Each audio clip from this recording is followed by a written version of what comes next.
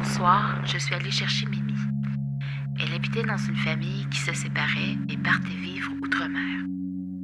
Ma sœur était une amie de la mère. Elle m'avait dit « C'est une grosse pantoufle qui dort tout le temps ». Elle s'était aussi assurée que Mimi n'était pas un chat dominant qui ferait de moi sa coloc. Elle connaissait mon tempérament facile. La mère s'était chicanée avec sa fille et le père. Elle n'était pas là. Après quelques minutes, ils nous ont dit « Partez, c'est trop émotif ». Alors voilà comment Mimi et moi, nous nous sommes rencontrés.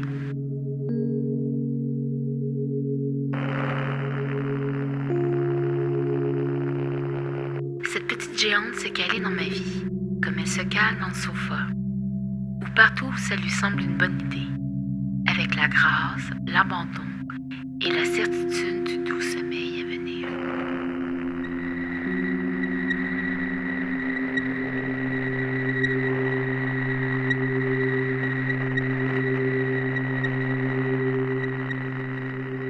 Elle est arrivée avec les griffes si longues qu'ils étaient à quelques millimètres de perforer ses coussinets. Elle avait le poil hirsute et le derrière sale. Depuis que j'ai appris que Mimi a passé les dernières années seule dans un sous-sol, je lui imagine une vie pleine de solitude et de résignation. Elle ne pouvait pas monter les marches et la fenêtre était inatteignable.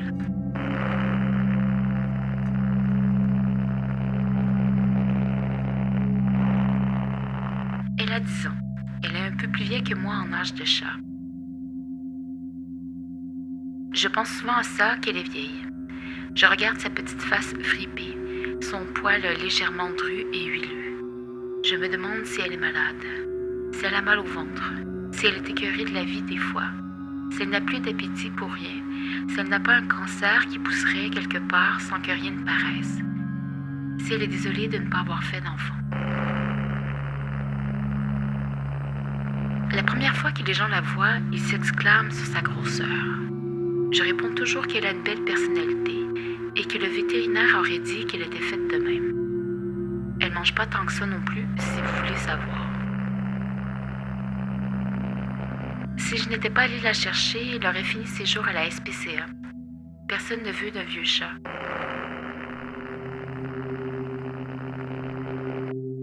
Elle bouge rarement du salon, où se trouve principalement ce dont elle a besoin. De la nourriture, de l'eau, du chauffage, des coussins, une fenêtre qui donne sur un arbre. C'est aussi là que se trouve ce dont j'ai principalement besoin. Mes ordinateurs, une bibliothèque, des vinyles, Internet, une table tournante, une table pour dessiner, une fenêtre qui donne sur un arbre. Elle dort tout le temps. Je l'envie beaucoup. Quand mon médecin m'a dit que j'étais en déficit de sommeil, j'ai eu envie de pleurer. Je ne sais pas ce que ça veut dire avoir des limites.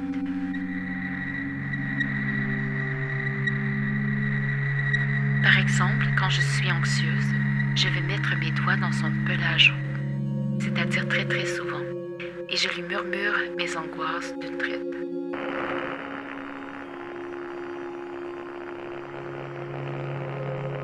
Que tout ce qui est important dans l'appartement sous-chauffé en hiver, c'est sa chaleur et la mienne. Parce que toutes les deux, on est deux petites brises de solitude qui se réchauffent en attendant le printemps.